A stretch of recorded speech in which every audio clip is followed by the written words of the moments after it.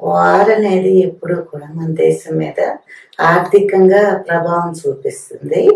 నేను 6th class చదువుతున్నాను నాకు తెలిసినప్పుడు. 1962లో 6th క్లాస్ చదువుతున్నప్పుడు ఏమైందంటే చైనాకి ఇండియాకి వార్ స్టార్ట్ అయింది. అప్పుడు మా సోషల్ టీచర్ మాకు ఎక్స్ప్లెయిన్ చేశారు, ఇలాగా చైనా వాళ్ళు మన మీదకి యుద్ధానికి వస్తున్నారు, వాళ్ళని ఎదుర్కోవాలి అంటే మన దగ్గర అంత డబ్బు లేదు కనుక ప్రజలందరూ కూడా ఆర్థికంగా మద్దతు ఇస్తే అప్పుడు మనం వాళ్ళతో యుద్ధం చేయగలుగుతాము అనేసి చెప్పటం జరిగింది. అప్పుడు మా అందరికీ కూడా దేశం అంటే మన దేశం, అయ్యో మన మీద వాళ్ళు యుద్ధానికి వస్తున్నారు, ఎలాగైనా ఓడించాలి అనే ఆలోచన ఉంటుంది కదా చిన్నతనంలో. అప్పుడు ఏం చేసామంటే మేము అందరూ లీడర్స్, ప్రతి క్లాస్ లీడర్ కూడా ఏం చేసాం, పిల్లలందరికీ చెప్పి డొనేషన్స్ కలెక్ట్ చేసి మన సైనికులకి పంపించామన్నమాట. అది చాలా ప్రభావం చూపించింది.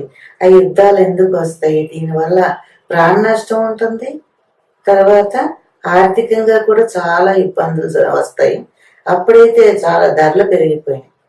మామూలు సామాన్య మానవుడు ఆహారం తీసుకోవటమే, ఆహారపు సామాన్లు కొనుక్కోవటమే చాలా కష్టమైంది. అలాంటి పరిస్థితులు వచ్చినప్పుడు ఎందుకు యుద్ధాలు చేస్తారు అని చాలా బాధ కలిగేది అనమాట. ఆ తర్వాత 1972లో కూడా అప్పుడు వార్ వచ్చింది.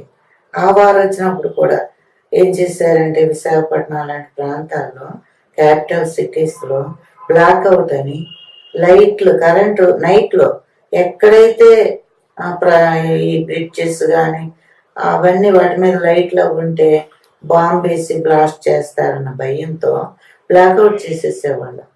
హాస్పిటల్లో కూడా అదే కండిషన్.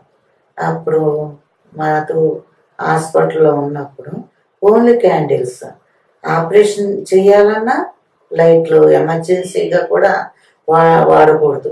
అలాంటి ఇక్కడ మీరు చెప్పినట్టు మధు అంటే ఎవరు? మా అబ్బాయి. ఓకే.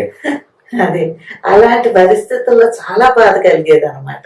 ఎందుకు యుద్ధాలు చేసుకుంటారు, అందరూ మానవులే కదా, దీనివల్ల ప్రాణ నష్టం జరుగుతుంది, ఆర్థికంగా ఇబ్బందులు పడుతున్నారు, ప్రజలు ఇబ్బంది పడుతున్నారు, ఎందుకు ఇలాంటి యుద్ధాలు లేకుండా ఉంటే బాగుండు అనేసి నాకు ఎప్పుడు అనిపిస్తుంది.